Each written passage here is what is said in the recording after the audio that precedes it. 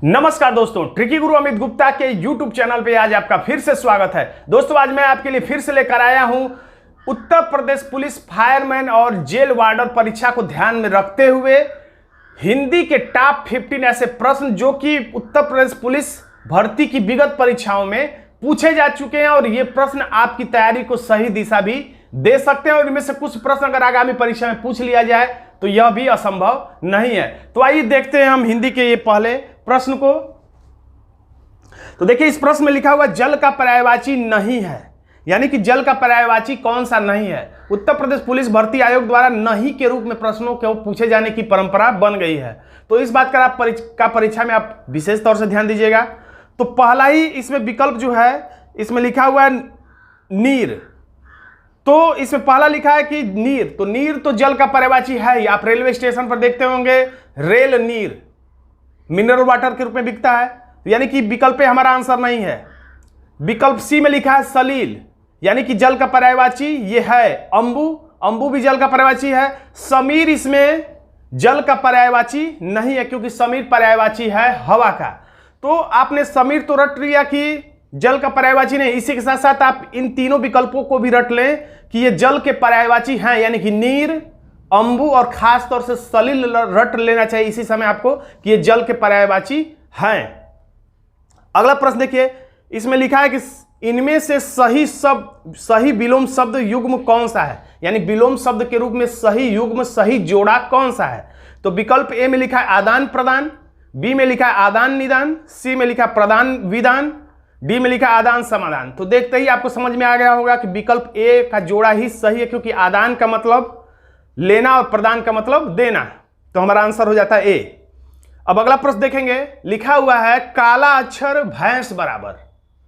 तो जब आप विकल्प पढ़ेंगे तो इसमें विकल्प ए में लिखा है पढ़ा लिखा न होना, बी में लिखा है पढ़ा लिखा होना, तो बी तो एकदम नहीं होगा।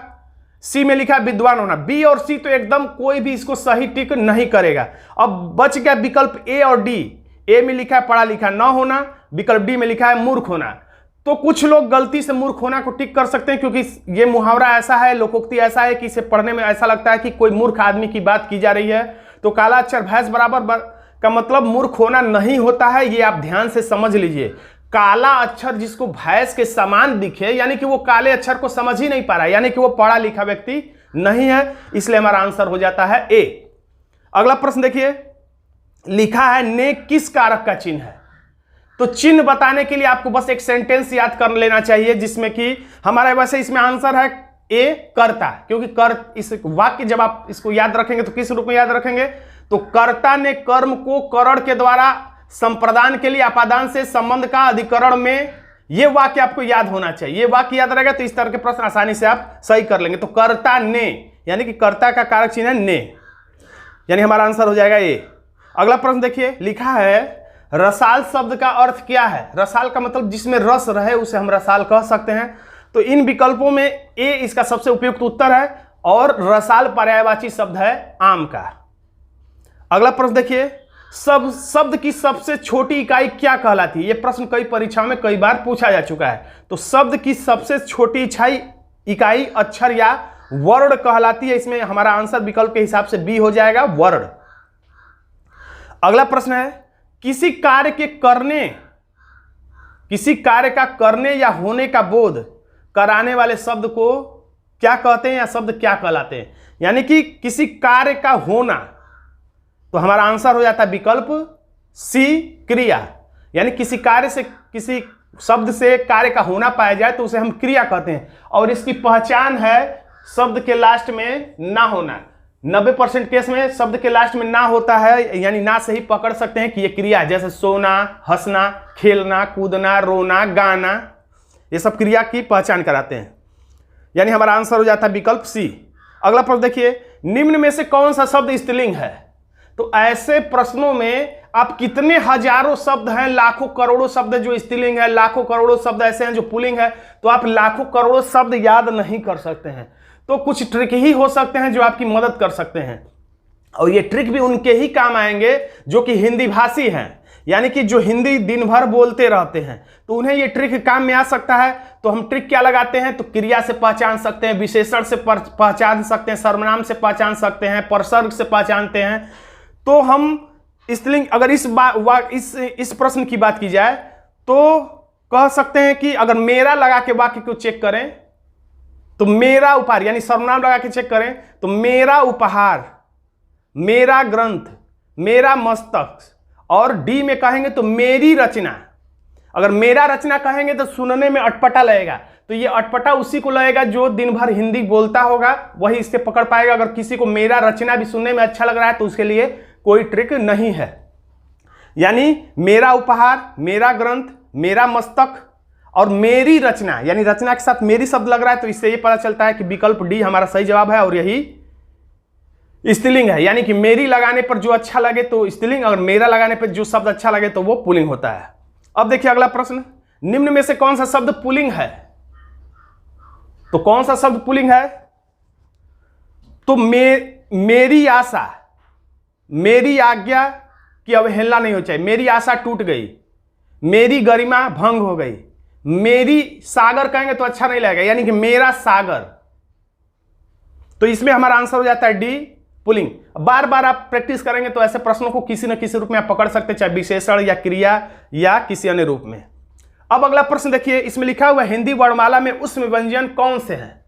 तो कुछ कुछ प्रश्नों में मैं ट्रिक भी बता देते चल रहा हूं।